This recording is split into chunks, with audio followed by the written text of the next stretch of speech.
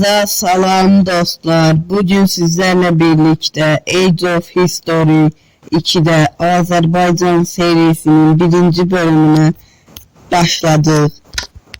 Age of History'ni topluluk bölümünde elədiyim anketten çıxan sonuçlara göre oynayıram.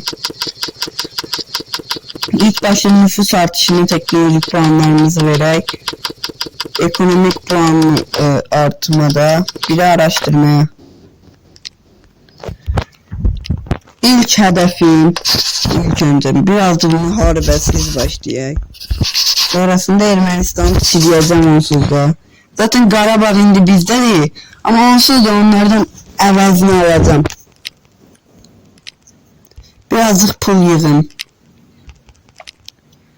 Etrafındaki böyük güclərlə, yani Rusya ile, Türkiye ile, bir de İran'la ilişki geliştirdim. Türkiye ile ya da İran'la ilişkilerimiz yaxşılaşsa onlarla müttəfiq ola bilərəm. Ama çox ehtimal Rusya qəbul edilməz, çünkü o kadar güclü bir dövlət deyil.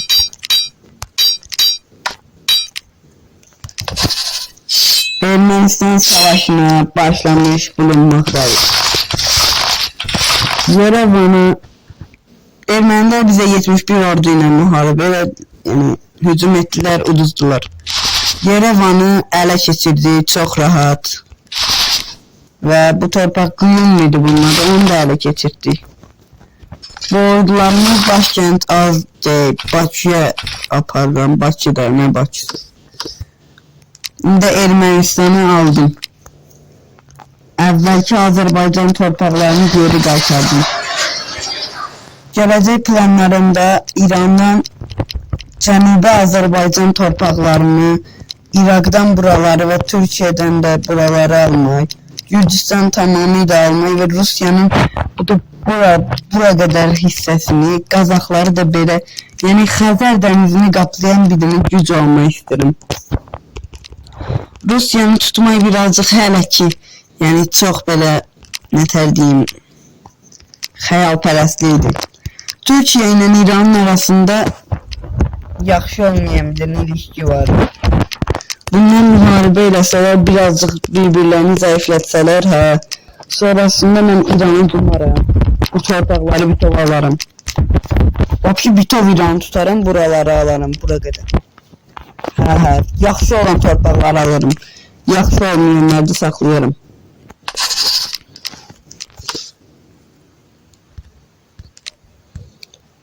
İndi ekonomik yatırımlar edeceğim.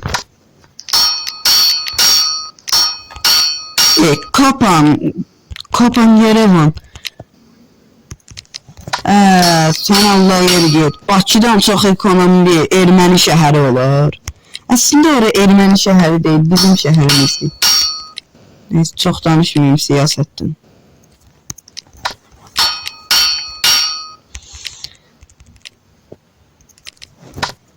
Ne de var? Stepankert. Azerbaycan bir şehir var.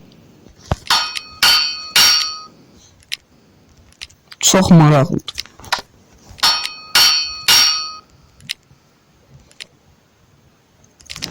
Şirvan birazcık qabağı geçsin. Yerevan ekonomisiyle yarıştı.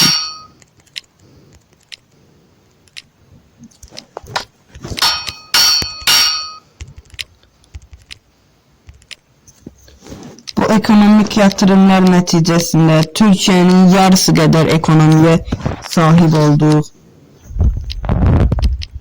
Yerevan'daki bütün Ermenilerin namusunu asimile edildi.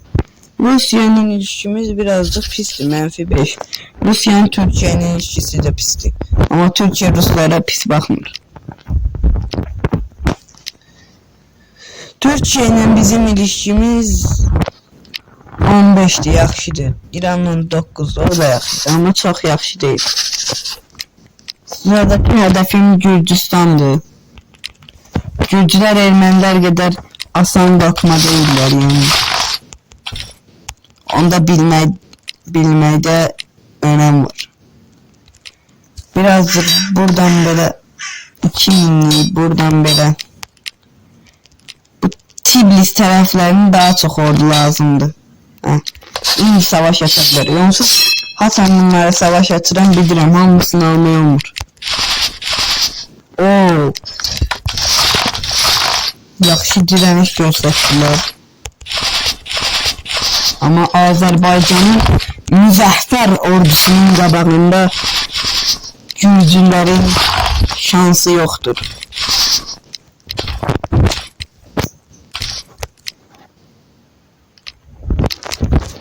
Gürcüləri tamamilə ələ keçirdi. Qalan 1800'lük şanlı ordunu Bakıya aparıram.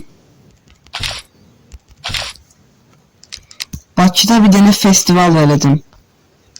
Gürcüləri ələ keçirdiyimiz üçün. Gürcülərdən burada bu torpaqları alaram, qalanını da gələn dəfə alaram. Hələ də xərcə Qaradənizə olan çıxışımızı bağlayabilir. Aha, həmin o müharibə başladı. İran-Türkiyə müharibəsi.